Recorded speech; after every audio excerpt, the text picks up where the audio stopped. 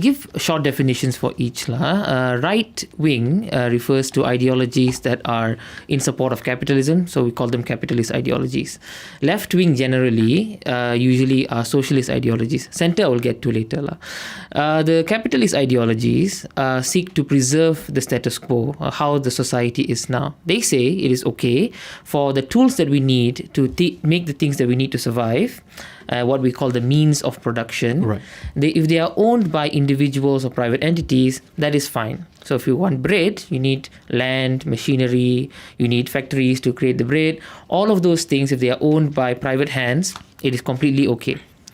What happens is now you have a class of people who own everything that you need to create the things that you need. You have a class of people that own all the factories there to create bread. Majority of people who don't own that are forced to go to this small group of people and expend the only thing that they have, which is labor, become workers. And that's how the whole employer-employee relation has taken place.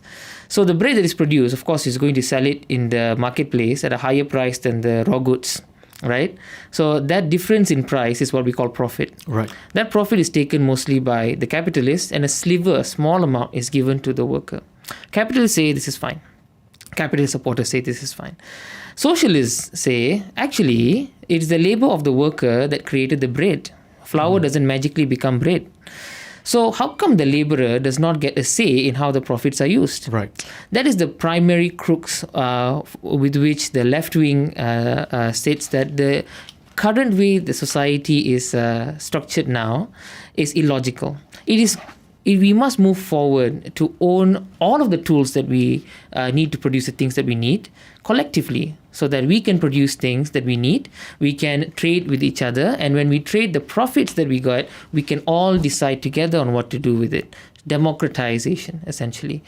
Centrists think they are above these two, and they are above ideology in the first place. But as Marx said so many years ago, they are still moved by the prevailing ideology of today, which is capitalism. And we must be wary of people who state that and look at them for what they are, essentially.